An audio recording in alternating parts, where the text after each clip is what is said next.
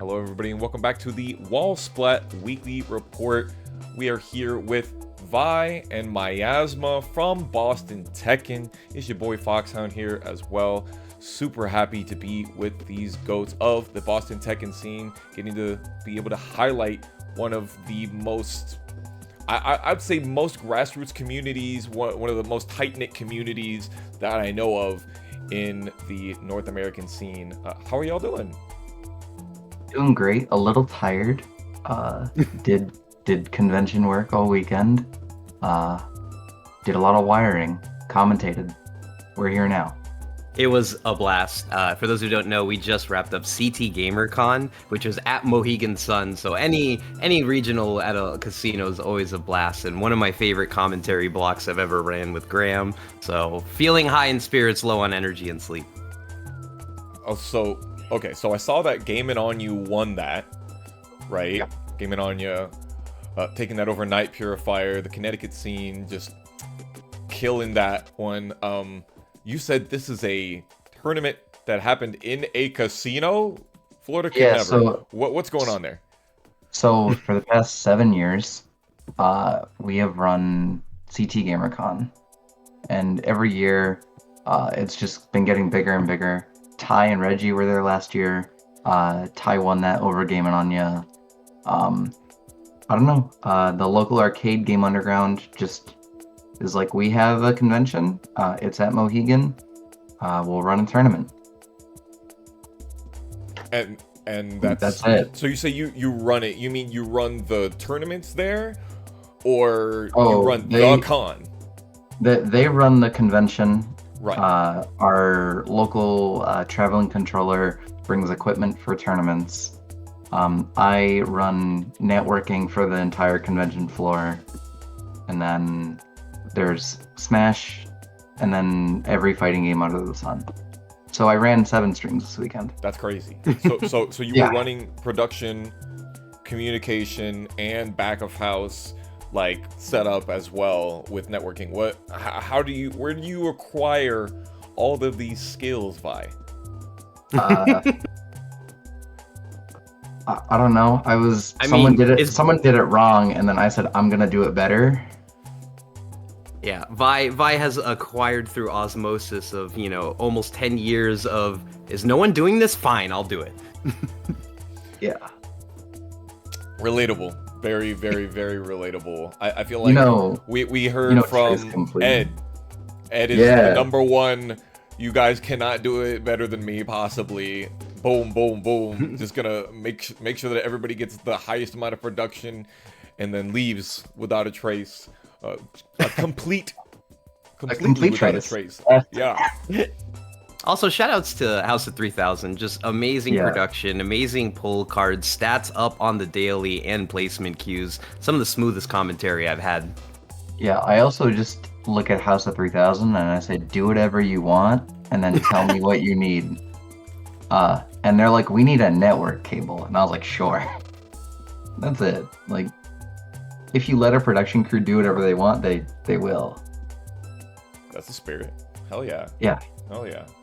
So you guys both are some of the what I would consider the more prominent members of the Boston Tekken scene. Obviously, there's huge personalities everywhere. Then we're going to talk about the rest of your scene soon. But can I get from each of you, what led you to the fighting game community as a whole? What led you to come down to this rabbit hole and be in this space? Vi, let's start with you.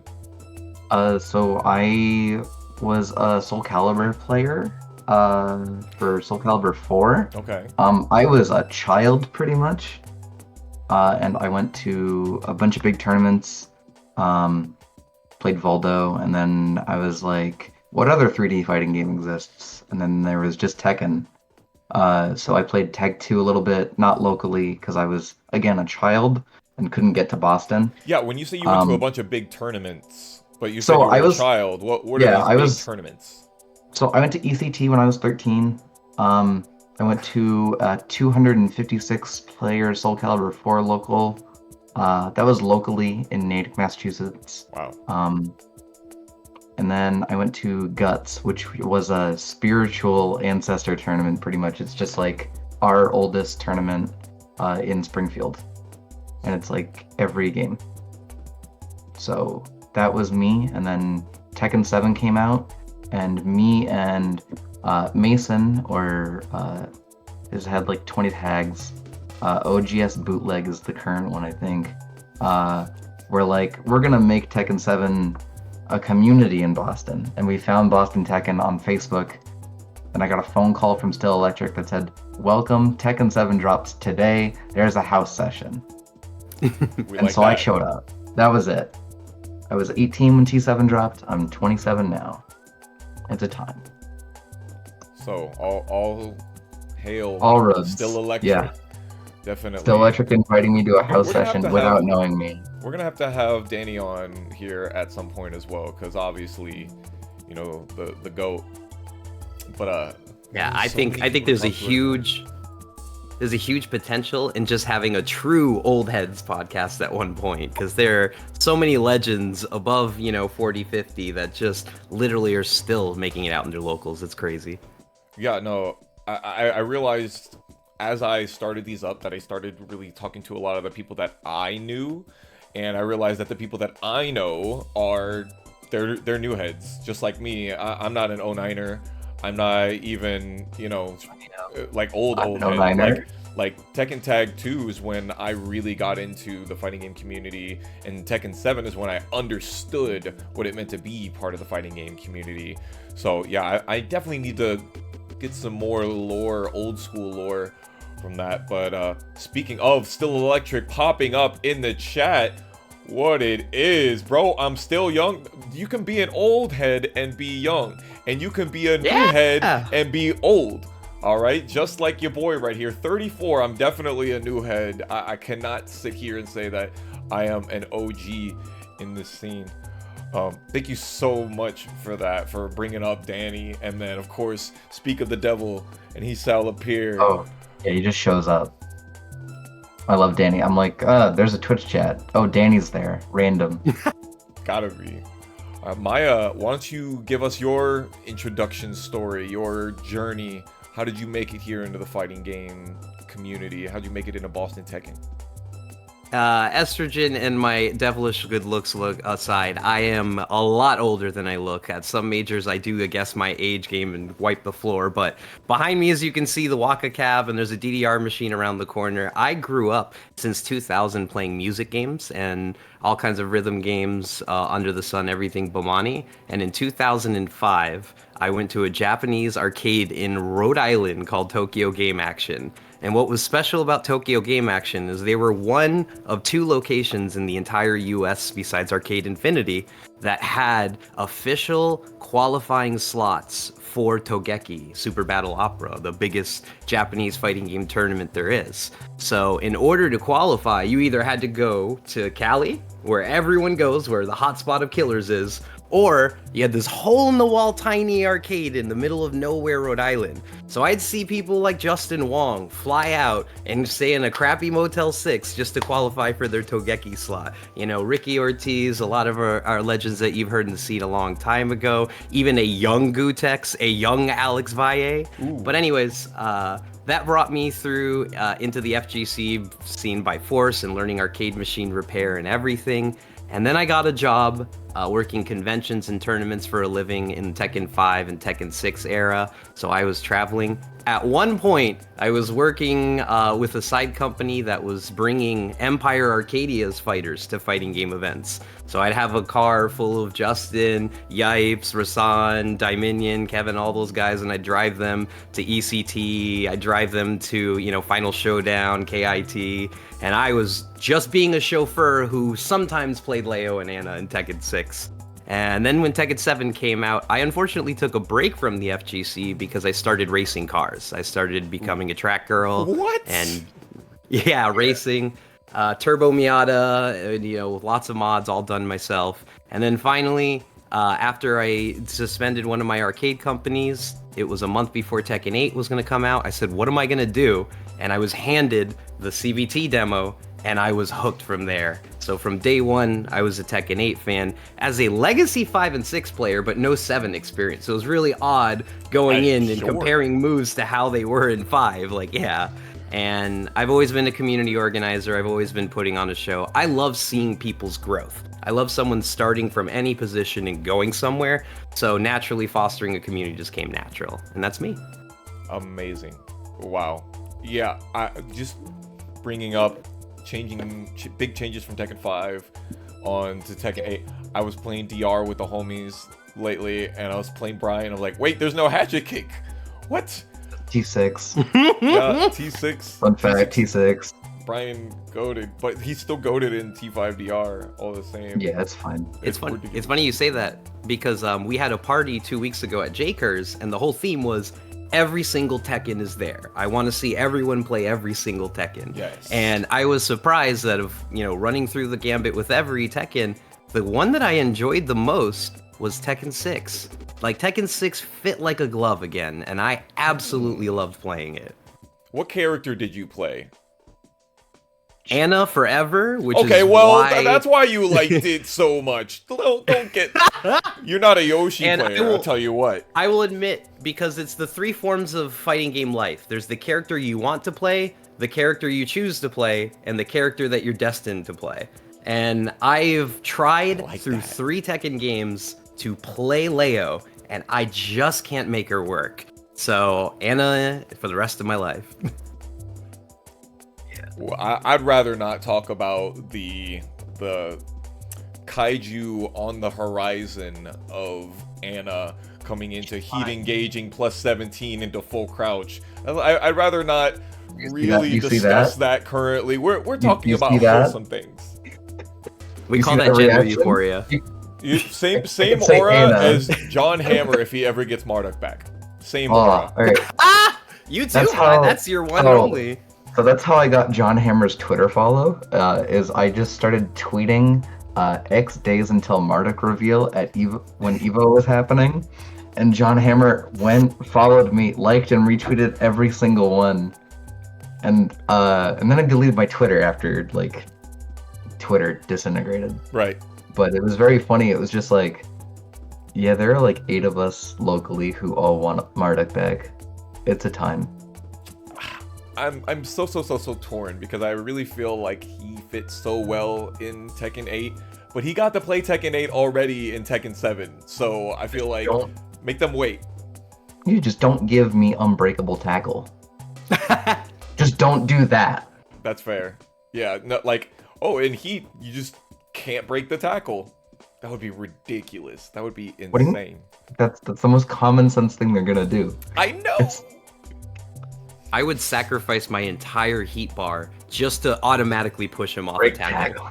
Yeah, a defensive heat mechanic I would really love to see. A defensive heat mechanic that's not heat burst. I consider that technically is still an offensive mechanic. Anyway, back on to what we're talking about, more wholesome things, our community.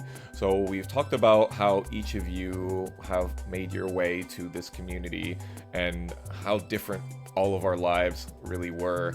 And Maya, hearing you talking about squiring yourself all about North America with these goats, becoming a goat yourself in there, fantastic. But you are landed smack dab in Boston now with this amazing community. Can you guys tell me what makes Boston Tekken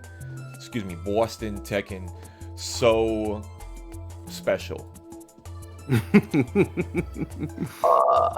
So I remember T7, we had no like community because it was a rebuild from Tag 2.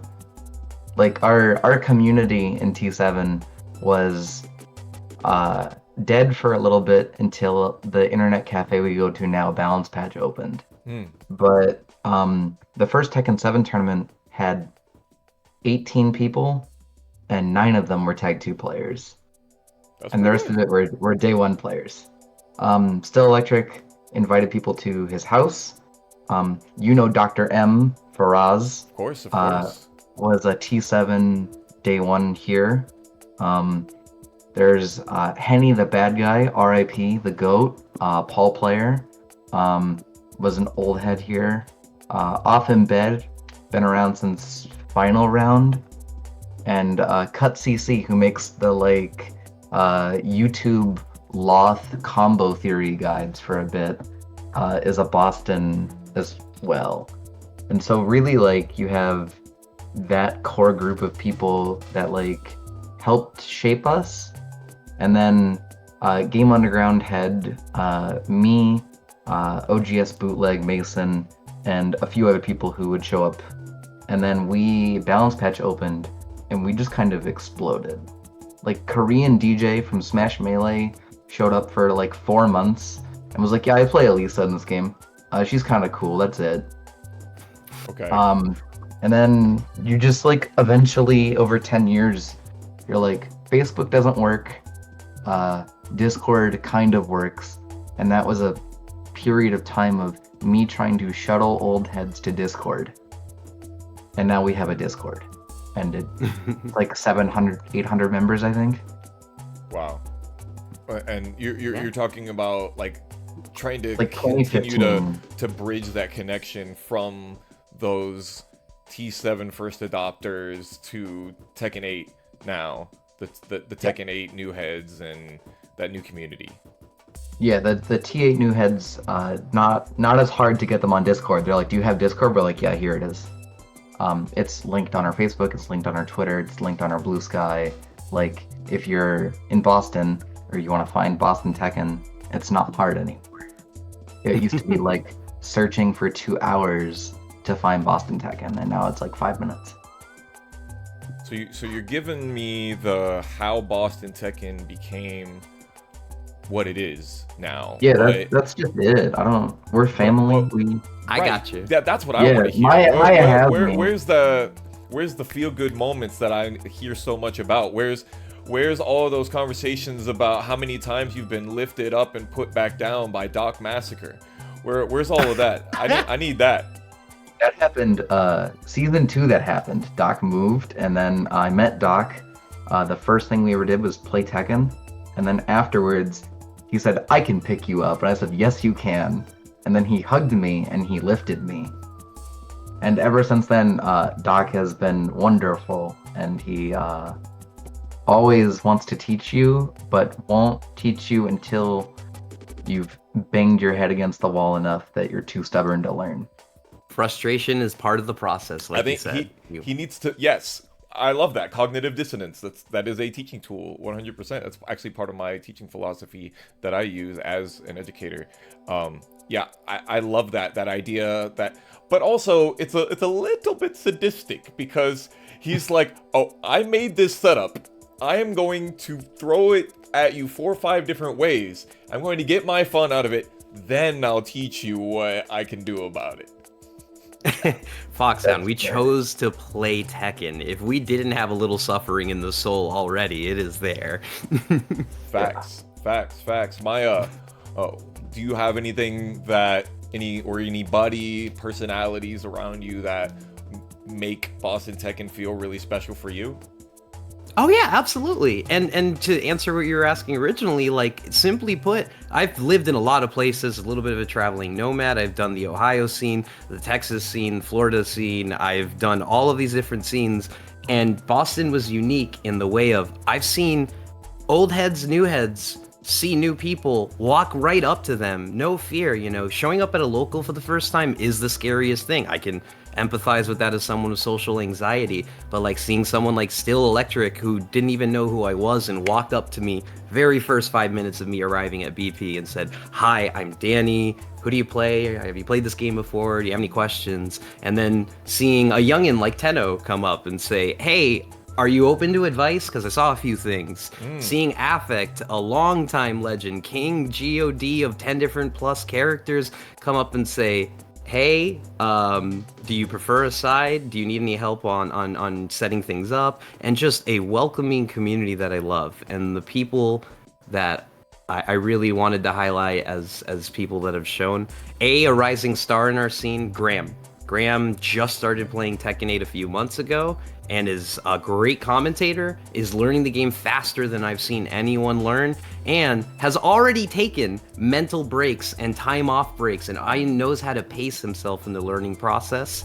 And then the other person, like I said, Tenno. Tenno is who I would say, well, the Huarang stats, player. We track all the stats of all Boston Tekken people. I'll put that link in the chat, but you can see from literally launch January 26th all the way till now, every single tournament, every single individual match is databased for you to look up who you struggle and what you struggled with. And Tenno has been that person who not only has won most of all of our tournaments, he's also showed up at 50 of 56 tournaments, and he's also in first place using TWT's point scoring. He is first place 2 times the amount of the person in second place, who is Bone Figure. For the region, you mean? Yes. Yeah. Okay, so these statistics, you're talking to please spread my sheets right now. That was a literal start GG tag that I had at some point. You were talking to a spreadsheet person. And I too am trying to be able to help my scene out as much as I possibly can. We try to record as many matches as possible. We've got like 3 cameras running at our locals, trying to make sure that we can upload them. And this sounds like an invaluable resource. What it is, you all are doing. If there is a possibility, of course you use Bracket. Of course, all the goats are using Bracket with the double A's in there. We use that for TNS. I feel like we used it a lot more for TNS seeding at the beginning of TNS, and now we don't use it quite as much. And now this new Start GG. Have you been messing with the new Start GG? Yes, tragically. I don't want to talk about it. It's even harder now. It's like we're no longer bought by Microsoft, and now 6%. And I'm like, great. So the money's going towards fixing things, right? And then I'm really hoping that it's like a transition period. Yeah. Someone, Abed Tekken, who is Reina player locally, was like, why don't we use this? Because we're like long time, we use challenge. We do not use Start GG, and it affects our seeding at regionals. It does. Because it seems like... Yeah. Because everyone was like, oh, we use Start GG because Start GG is the de facto be-all, end-all, God-given gift from Microsoft, which is total garbage. But like Abed was like, we should use this. We don't run brackets off of it. We've done it in the past. It's fine. But we can run a challenge bracket, or we can run a Start GG bracket and import it. You can just import the whole bracket with bracket. The global player tag feature is great, so someone could make themselves a meme name for the week, and then we could still tag it to their actual global tag stats, and that's also really nice. And the import feature of bracket's so good. You immediately pull it in, and then you can start associating names, and it does it automatically for some names. It's lovely. Do you need admin privileges to be able to import that? So you need to be the admin of the league that is created. But not... because you need like the API key from... Start or Challenge. No. I don't... Well, again, when you're importing from Challenge, you do need the API key, so you need some kind of elevated access. Yeah, but from Start, you can just scrape it. But we have started running our monthlies on Start GG just so that people can be placed on the bigger tournaments and still get their seedings. Yeah, like we can look at, I know Texas Showdown just released their seeding, and Tenno is 36th, and he DM'd me, he's like, I'm seed 36, and I was like, yeah, it's better than like, Run It Back Donnell, who's seed 99, and he's like, that's true. For Donnell? He's 99 for Donnell. Like, a name you know, like, relatively well. I will say, as somebody who's been doing a lot of seeding, he hasn't been showing out really heavily in Tekken 8. I will say that, but not 99th in whatever bracket. But like, it's not Evo. You don't have 1,000 people in that bracket. So yeah, I don't know. Different tournaments will see. They'll have different priorities. Like some people will be like, okay, top 48 is all I need to seed, and everything else will be it's unseeded and things like that. So we do for monthlies in the past we have done seed top 15, hit random below that, and it was like seeding a quarter of the bracket. And like now our monthlies are, what was our last monthly? 56. Yeah, 61 actually. 61, and Yes. What did we end up seeding? 23 of them or 22 of them? Yep, we seeded the first 20. Yeah. Which is also a big point, and I'm curious your thoughts, Foxhound, is that our next monthly is April 27th, and it's going to be in Season 2, so we decided to completely throw all seeding out the window for that monthly. We want to give it a fresh slate, because we are resetting our rankings week to week at the start of April 1st, so why not go into the monthly blind? I like it. I like it. The stakes are low. I have always felt, okay, me personally, as somebody that hasn't done a random seeding more than once, I've always felt that the only reason that you would not do random seeding is for spectacle. Like, right? Like the idea, like, oh, people would literally tell me, oh, we don't want Anakin versus Arslan Ash to be the first match of the tournament. I do. And it's like, and? What happens if they play each other? The better of those two people wins for whenever that they would play, and then somebody goes to losers. You know, So I think that random seeding has its place. I think I have like, I don't want to quote someone and misquote them or misrepresent them, but like Suiken, who does the like phone like IRL Twitch streams at regionals or majors. And he'll be like, yeah, this isn't on the stream, but it maybe should be. And it's like Ty versus Joe Crush off stream to get top 24. Or like a match that was on stream was Landon D versus Knee at Combo Breaker to get top 32, I think. And it's tough. And I'm watching like people I've known, and then I'm like, oh, thank God that's on stream, because if that's not on stream, you're like, how do you give feedback on a Brian matchup to someone who does know it, and also you're fighting probably the best player to ever play the game. Agreed. Yeah, no, I think that stream running and figuring out which matches go on stream is important for those bigger events. I do think so, because we're talking about if the event is not a great spectacle, then people aren't going to want to buy ad time, and you don't get things like sponsorship happening, and your event doesn't get as good. Nobody's going to watch. Exactly. So that's what I'm saying is like, for the spectacle, I think seeding is extremely important. However, if all you're doing is trying to create the competitive atmosphere of a tournament, then I think that random seeding should be just fine.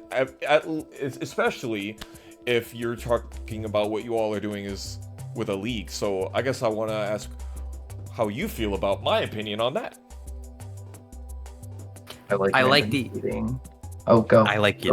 Because it's going to be a complete, like, it's one thing if you're moving from season to season, there's just move tweaks, balance changes. It's another thing when we're told already the design and the functionality of the game is completely different, you know? Heat being completely reevaluated, of course, crouching and heat engagers and, like, different exchange properties and expansive proposed move list. You know, that 1500 number is a little sus to me, you know, but... Yeah.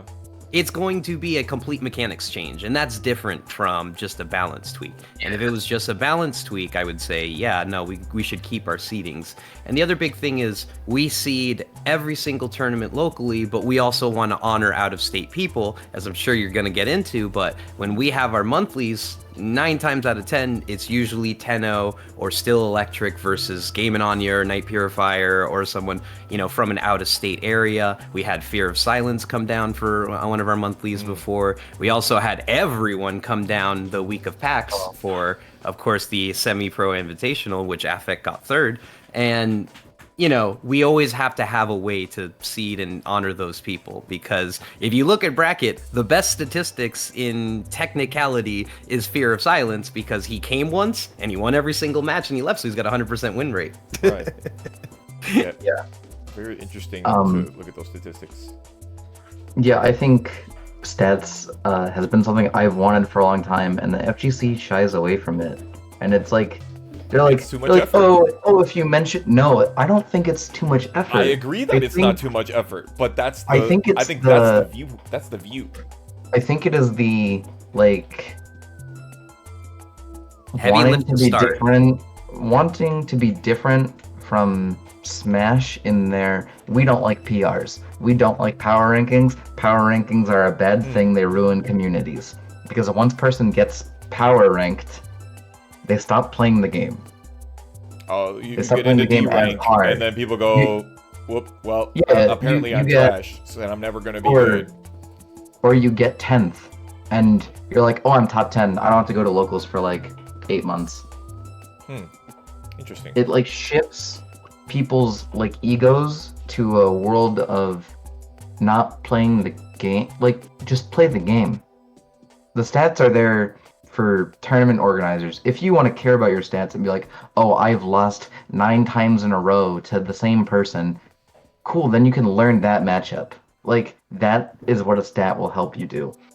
But if you're, and this is where like there's a percentage on Start GG. Someone made are you X% top player for your game? And if you look at like Freyden, I'll use an example that I know. He's like top 0.51% of Tekken players on Start GG. And if you look at like Tenno, he's like 1.25% worldwide. He's like, I'm not that good at the game though. And I'm like, sure, you can be Downplay. humble, but I legitimately have statistical proof that you're a top 100 player. Like, don't tell me who you are or aren't. And then I'll have people who will message me about their stats and they're like, am I actually nice at this game? And I'm like, yes you are. Take a chill pill. Like, That's crazy. go touch grass, go read a book. It's so dangerous to have those numbers because there are some people that they need that ego boost, and then some people are looking for an ego boost, and they get hit with a reality check on the other direction. So I do love all this conversation that we've been having on how statistics and numbers and seeding and this is the background behind our scenes where we are the ones that put things together. I actually have with a couple of people some power rankings that we have created for our Florida scene. We do not tell people that we have power rankings for our Florida scene, therefore our TOs, because it's not necessary for them to know. You guys know that Dr. M is watching you every week with Shaheen and Brian. Go lab that matchup, go lab his timing, go lab the situations that he puts you in. We record as many of the matches as we can. You can worry about that. We will worry about where you should be in the tournament. It's just been so interesting to talk about that. Now, I want to jump back and take a little bit of a left turn here. You are the Boston scene. That's in Massachusetts. Connecticut is your sister scene, I think we could say, perhaps, or the rival scene. And it seems like you all butt heads quite often. Is there some history there, or is it just a real rivalry by locale? So, we had, originally it was Boston and T7, Boston and Rhode Island kind of went at each other a bit. And then the Rhode Island scene kind of like disintegrated because they lost 2 of their locals back to back. They just went out of business. And we have, so like TK Real Dad, Lars, Baccarat player, a few others. Just Baccarat player, tactics. you know what? But like No, OG Lars no player. great loss. OG Lars player though. Ghoul TK Huarang player that Ed fought in our first to 5 on stream about the history of Rhode Island for some reason. They're Rhode Island. Tudank was formerly Rhode Island. Okay. Tudank. Tudank, who is now in like Fitchburg, which is in Massachusetts, but he used to be Rhode Island. We lost a lot of Rhode Island players. Danny B is like the OG Rhode Island guy, and now he plays on stick instead of pad. The problem that we have is that, when we say Boston Tekken, a lot of the local scene is just amorphous since you have multiple states within an hour drive. So it usually turns out to be New England Tekken, but we don't like saying that, to take a region away from each other. But I can tell you that, like I said, I think 8 out of 10 or 9 out of 10 locals was a Connecticut person, like someone like Night Purifier or Gamin On Ya going up against, Tenno, StillElectric, Hands of God one time. Yeah, just some of our best performers. And I wouldn't say it's a rivalry because we very openly work with each other. I don't think I see drama or beef the way that I see in other regions. But I think it's hilarious, though, because if someone from New York comes up, it's definitely everyone dogs on that person. Of course. Yeah. So when New York or Philly visit, like, we make it a point to, like, treat them nicely. They're a human. But, like, I remember Fat Boy came up from Philadelphia in Tekken 7. I love Fat Boy. Fat Boy's bracket was 6 Brian players. And that wasn't on purpose. It just happened. And all of us did taunt Snake Edge to Fat Boy at one point. Let's go! Or taunt Jet Upper. And eventually, like, it was me and AED were the last 2 Brian players who Fat Boy fought. And it was just like, oh, let's play the game. We're nice people. We're cordial with each other. Like, I have Jeremiah's phone number. Like, I call him like once a month. But recently, Big Dame came, like, just showed up to a monthly, fought Tenno, lost 7-6, and then lost bracket, was like, thank y'all for coming. Thank you for hosting me. I'm out. Back to the airport. Back to the airport. He was like, I'm leaving. He's a ghost of smiles and warm feelings. He's here and then he's gone, but you always feel it every single time he comes through. So Connecticut's not really a big rivalry between Connecticut Boston. It's a lot like how for me, or it's Orlando Tampa. Tampa's our scene. Like, when Tampa comes around, now Jacksonville, they're for real. North Florida, they're completely separate breeds. We defend against them, but when it comes to big majors, we're gonna go for Florida boys, 100% all the way. Exactly. I am the loudest. Like, actually, watch the top 8 stream at ECT, and you will hear someone screaming at the top of their lungs. And that is me for basically anyone in the Mass or the Connecticut scene. Be Famous was still in, going against Cuddle and everything. Every time that Gamin On Ya is not finding Tenno, I absolutely will scream for Dima all day. Love her. But when we go to places like Combo Breaker, I'm loud and proud for these guys. I will go to bat for Night Purifier, Morg, any of these people. Oh, real quick, I want to shout out my goat, Zachary the Elder, another New Englander. This guy right here, you guys don't know this necessarily, but without Zach, Foxhound probably does not exist in his current form. He helped me. I said that I wanted to put some things together back in the day for Florida First Attends, my very first event series, and I needed somebody to help me with graphics, and he was like, I'll help you. I literally do this for a living, and never charged me for anything, just always was such a great person to talk to and bounce things back and forth on, and he always had the ability to see my vision. And now I'm kind of trying to make my own things happen and get my own design work happen. But I'm sure if I asked Zach anytime, he'd be like, oh dude, yeah, we got to come up with something with that, and he'd have something ready for me, Deo. And I hear that he's also been having his own local. He's got himself a tournament with a bowling alley, a bowling tournament, bowling league, Tekken League tournament. Yeah, I can talk about that. So Boston Tekken has 1, 2, 3, 4, 5, 6 locals a week. You can go to anyone. It doesn't really matter. But Zach's local is on Wednesday. Needham Bolaway, proud 100-year-old business that he owns. He owns the business, so it's like whatever. He has it's a candlepin bowling alley in a basement. They can never move him because he's grandfathered in under something. He'll talk about it for ages.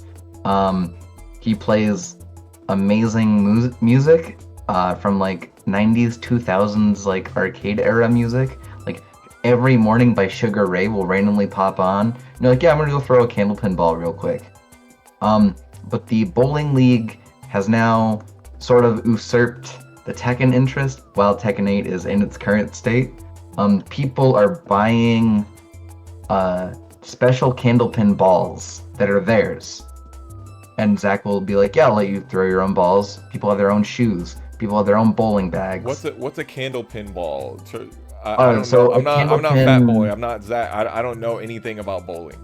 Okay, so a candlepin ball is, I believe it is 5 or 6 ounces. It is a little bit bigger than a baseball. It is a little uncomfortable to hold.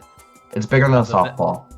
The analogy someone gave me from the Wednesday crew was if you were to take a billiard ball and triple its size. Okay. Yeah, this size, but it's 6 ounces. Okay. Like a Pokeball that you have to grip and chuck down a lane. You know that Pokeballs are not a proper unit of measurement. You know they grow and get smaller in size in the anime. Yeah. Okay. Get out, nerded. I got a fucking Pokeball by my desk because I like nerd. It's about the same size as that Pokeball. Got it. Yeah, like the enlarged Pokeballs they sell with like 3 packs inside. It's the thing. Yeah, 2 pounds 6 ounces. I was even wrong about them. Yeah. It's wild. People are just like, yeah, I'm gonna learn how to bowl now. And like, I've learned that like different bowling alleys have different like lane difficulty, and like some candlepin scores, most lanes won't count, and some candlepin scores at like my local candlepin is like 12 to 15 higher than if I go to Zach's lane, where Zach's lane is a harder bowling alley to bowl at. What? Yeah, it's stage select? There are different. It's differences in the wood and the oil. But candlepin usually is a flat oil, from what I understand.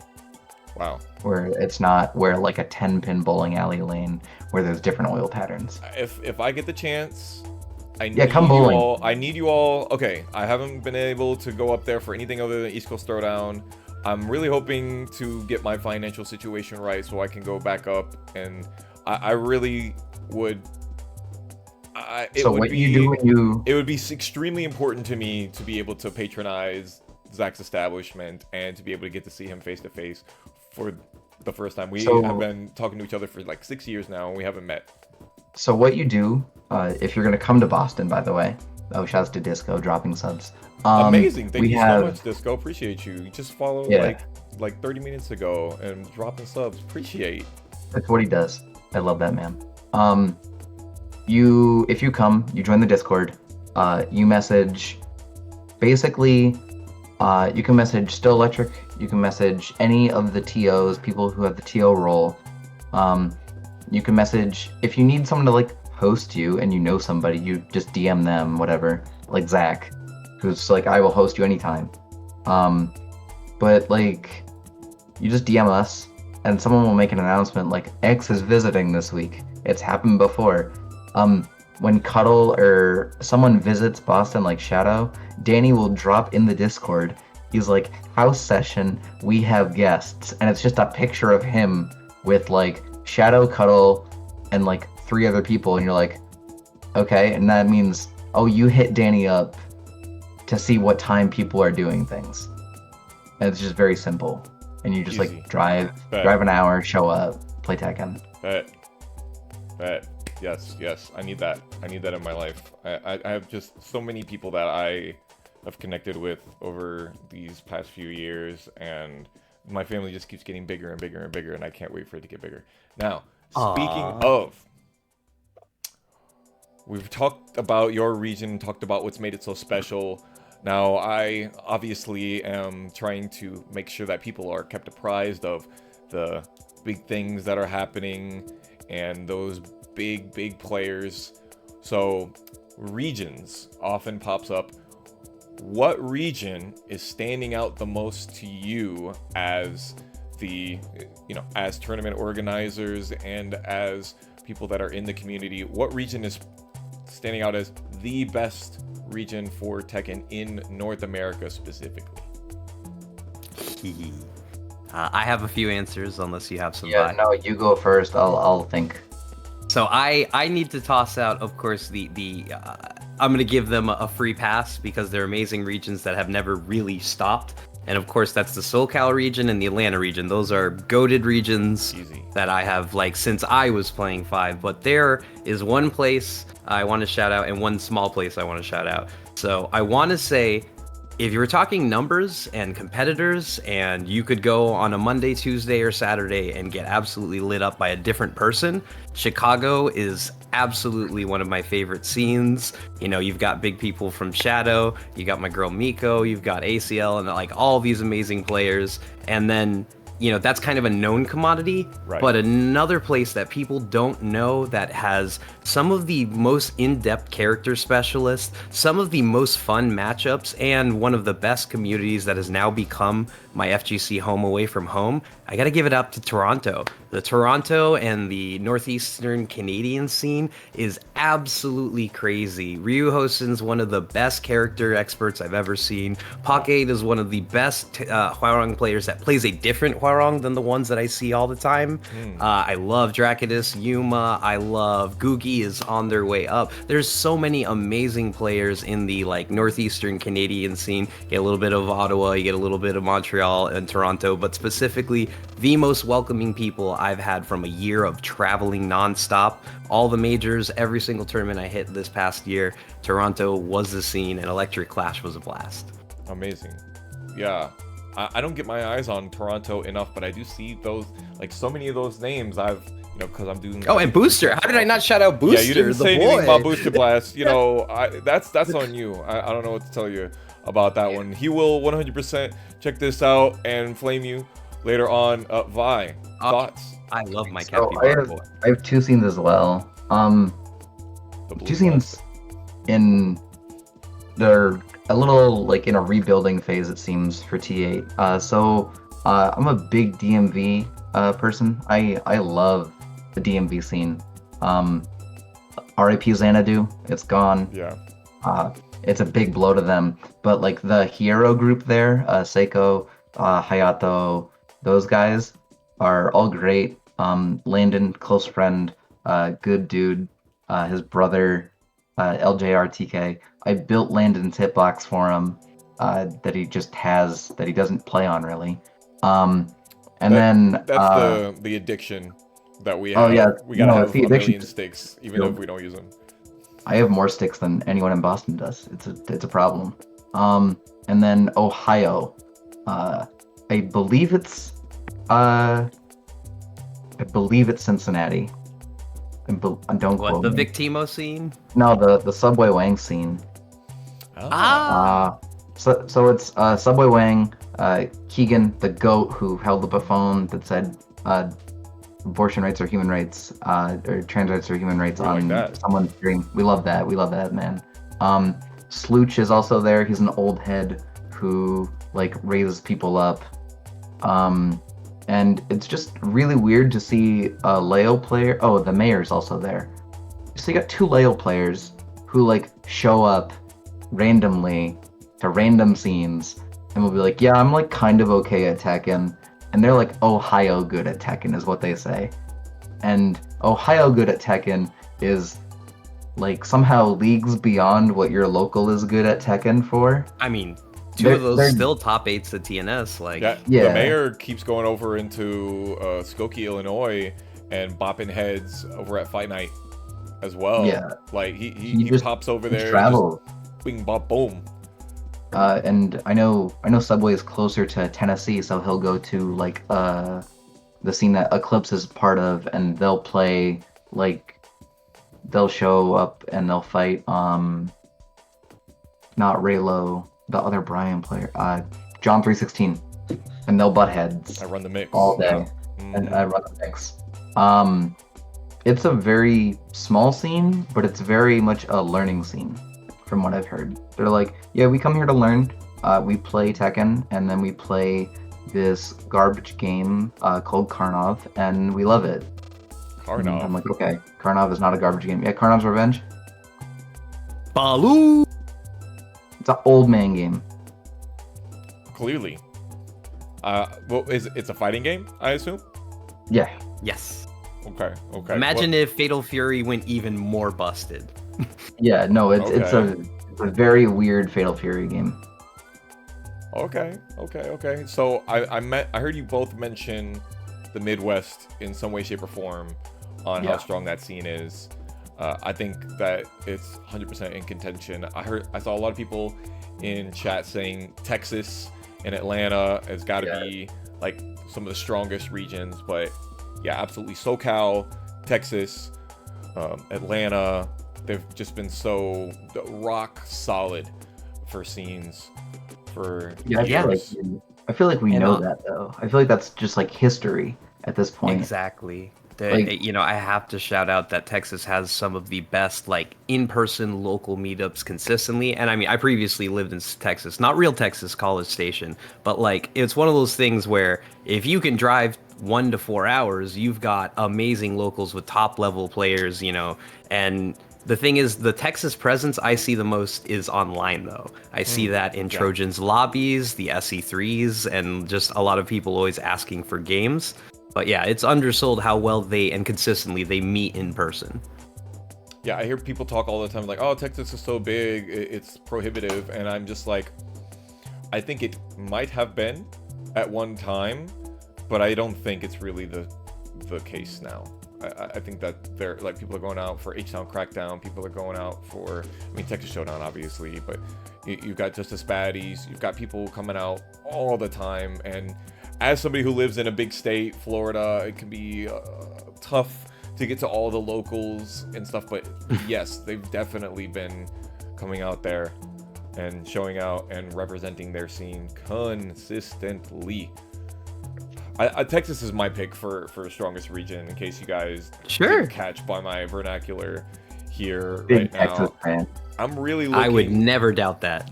I'm really looking to see Joe Crush make it in the Tekken World Tour Finals this time. I don't understand how it has Where been did he so get? Where did he get snubbed? I think by he who just was didn't it? travel enough last year. No, I thought he fought in a qualifier, and he lost to somebody. I can't remember where, but he didn't make points. You know, he wasn't placing like Shadow or Fear. Fear was so close. King Ray Jr. was so close to making it last year. I want to see in points. I want to see Peeling make some strides this year, but I think traveling's the issue. And then for last chance qualifier, I'm gonna bring my local goat. I'm gonna bring Tenno to Japan, and he's gonna shock the world. You can mark my words. You're gonna get that boy to Japan? Mm-hmm. All right, I'm quoting you on it. All the way around the world, like straight up 180-degree yaw on that. Yeah, you gotta go. Talking about. You gotta go to California, then Japan, or the other way. Love that. Don't sleep on Tenno. Hey, I will not, especially after what I saw in East Coast Throwdown last year. Hoping to get to see him in person again this year, maybe more than once. It's tough for me to be able to get to see as many of the things that I want to be in, as to be a part of as many things. Will we see you at Combo Breaker? Because that is where I'm bringing Tenno. Damn right, I am gonna be at we'll Combo Breaker. be there. 100%. We'll be there. Excellent. So we have to get food then. Okay. Yes, absolutely. We need food. Yeah. No. Yeah.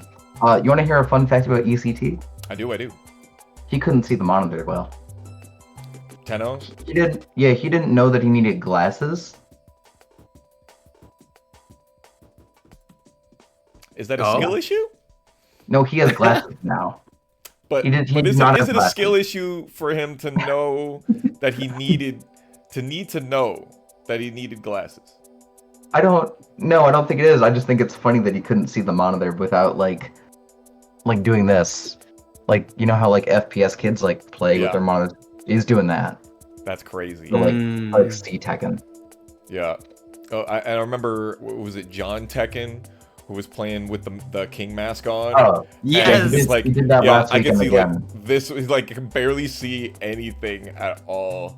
We love our showmen out there, 100%. We love that. Yep. I'm excited. I'm excited to see more Boston representation. I'm excited to see more Gamin On Ya. I'm excited to see Night Purifier come out and play better. I'm excited to see Jon Hammer continue to gatekeep with that old man mentality that he has. I want him to have Marduk eventually so that I can prove to you that you don't, like all of you out there that think you want Marduk, you don't want Marduk because Jon Hammer exists. You don't want him to Marduk. have Marduk. Well, you don't want, exactly, you don't want him to have Marduk at all. Oh my god. Yeah, just, I've so much loved being able to talk about the small things and how we're changing our scenes and how our scenes have changed and our projections for the future. I heard you talking about how you're creating the league for bracket, how you're literally talking about sending people to Japan. Are there other big things on the horizon for the Boston scene? Yes. So April 27th is our next monthly, and not only are we doing the monthly, we're adding a $200 pot bonus. I'm also doing a first to 7 exhibition against my partner. It's a grudge match, it's a rematch, and if I win, I'm gonna donate even more money to the pot, so that's gonna be hype. But the other cool thing about that is it's not just a normal monthly, we're also doing our Season 1 awards show. We're actually giving certificates and gift cards to everyone who's won our stats-based awards and everyone who's won our community voting awards. So our stat-based awards are like best performer, which no secrets, it's going to be 10-0. Best win rate, not 10-0. Best comeback, lowest seeded player to ever win the entire tournament, and then community voting, you know, best match, best dressed, rising star, and who are people's predictions to be the best competitor in season 2. I really think it's important to foster a community, not just cater to the top tier, but to welcome in someone and make them feel loved at any level. Because the only way you're going to get a scene and the only way you're going to have retention is to make that person who's on the edge of the game, the person who's just getting into the game, to feel comfort, welcome, and learning. So anyone who shows up at our local, you know, we introduce, kind of like I said what Danny did for me, we introduce ourselves and we ask, like, are you struggling? Where are you at? Rank doesn't matter, but let's, you know, show you what we can. You know, honestly, the last 2 hours of all of our locals is sitting down and having workshops with people so they can get better. And that's why I really, really love our scene. Amazing. That's the kind of stuff I keep wanting. Like, it's so difficult to just put a tournament on, but to be able to go yes and yes and yes and like that. This is Boston. This is exactly the kind of things that I was looking to tell people. I almost forgot to show out the amazing art that you all have. I think. Halos. Halos you can Nation. rant about that. I can rant about Halos this. Puts these on. Yeah, please. Shout out to Tell us- Halos this Nation. is the last thing that we're gonna talk about right here before we send it home. But just even the flyers are bangers out in Boston Tekken scene. Yeah. So we have Halo's Bugatti's girlfriend of like, I don't know, like 6 years now. She'll shout, "I love my husband," even though they're not. I don't believe they're engaged yet. If they are, congratulations. But Yeah, if you're at any local, if you you're hear at any "That's my local- man" at the top of their lungs, it's Halos. yeah, if you hear "That's my husband" or "I need my husband" or something that's just like supportive and loud, it's Halos. She does amazing artwork. This was voted for this monthly. We were like, we want like sports attire, and she was like, got it, easy. And like Kazuya's pants say Boston Tekken on them. Like, it has the exhibition that we have set up. That's 3, doors are at 2, brackets at 5. To where we are. A nice And there's little a cool QR bonus that code. we do is that whoever wins the monthly, unless it's a repeat, they get to dictate what character gets the art for the next month. So- Or they get artwork from Halos. Like, Yes, that's the other thing. Because like Gamin On Ya just Be just Famous won was the one. one who won the one previously, and that Yeah. kind of led us to June. And now Gamin On Ya won, which is going to lead us to our next artwork. Yeah. That's And so let's sick. not forget the legendary Huonads picture, if you can link that one by. The Well, Huo picture is famous around the Twitter circle. It is. You know about It that? really is. I don't have it on hand, but I Oh, know I do. exactly what you're I talking do. about. I do. I should. See if you Graham has it somewhere. Like Boston Tekken, it's awful. I love it. It's the right amount of garbage. We get enough of that in the Tekken scene. So Yeah, it's if you only don't fitting that there follow- should be a certain amount of it in our flaggers. Yeah, I can't. Oh wait. I don't know. Graham is DMing me right now. But if you don't follow at TK Graham on Twitter, go do that. He posts shit posts like no one else. He makes them when he's apparently taking a shit, so they're shit posts. And I Really? love that. Also, your boy Morg says hi. Yeah, Morg said to say hi to you. Oh. Have I met them? Yeah, the lead player from Connecticut. Oh. Mentioned you by name. Yeah, names are the worst thing for me. It's so terrible being somebody that has to look at names all the time with seeding, and then I get to put a face to the name, and I'm like, oh, thank God. But when I have a face and no name, or I've only had the face and I haven't really stared at their name. I was a teacher, and I would look at seeding charts, and it would take me 100 days to be able to be like, no, I know who you are without knowing where you're sitting right now. It just one of those goldfish memories. I will go to I'll be commentating a match, and I've been saying this person's name for the past 10 minutes, and then it comes off of the screen, and I'm like, the Jin player with the Kaplurf, you know, like Me literally yesterday, sleep deprived, commentating right before top 8. Maya loses, gets ninth. And I go, did you make top 8? She goes, you just commentated this. You know. yeah, it's And I was flow like, I'm state. sorry. It's flow Yeah, state. Oh, all man. three of us are Commentary. used to running commentary or just brackets, and my best friend will win his match and go, I won 2-0, and I'm like, who are you? Oh, I'm sorry, I'm in go mode. So No, like, there's you walk up to me and say, I won 2-0, hands. Hands. That's the whoring picture, and then there's gonna be an edit. There's an edit that has Huonads where he has a more bulge. Okay. I'm gonna see if I can try and get this on for our closing right here. It has been so fun to have these conversations with you guys. How is it possible that the file name already exists in my directory? I'm trying to save it, and it's like FZPQAM8AC already exists. How? I sent you the edit PNG. It's loading, but it's fucking 70 megabytes. So 70 It's- megabytes. yeah, it's a high quality edit.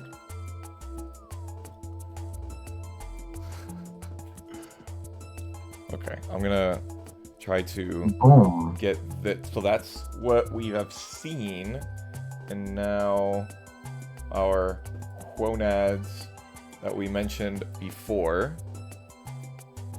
Yeah, that was a flyer that we had Ah! because Tenno won a monthly. And Bree loves Hwaring. That's baby girl. So that's Hwaring. And then the edit Yeah. looks like I just saved it. Oh my god. What are we doing? Oh, my. Zoomed in. Hey, you know, we do it live out here. We're doing it live. It's fine. I'm just glad that we're not zoomed in on right where you wanted to. the portion that is the most important part, but This is where you say pay to get the rest of the feet pics. oh my god. This thing is gigantic. Oh yeah, no, it's huge. It's absurdly huge. This thing is insane. Obviously, I could be doing You this seen more it? effectively, but I think There it is. There it is. Oh, The man. suspense of this is probably worth. Good God. I clip that, chat. That action. Dads. And with that, we are going That's nuts for the Boston Tekken scene, as we always do. I thank you both so much for being here to spotlight your scene and give us a little bit more of an insight in it. Any last words? Vi, we'll start with you. Come check us out. Stay off Twitter. Make a blue sky. I don't know. Be kind. Don't hate people. Don't fight people locally. If someone makes art for you, say thank you. That's about it. Words to live by. Yeah. Maya.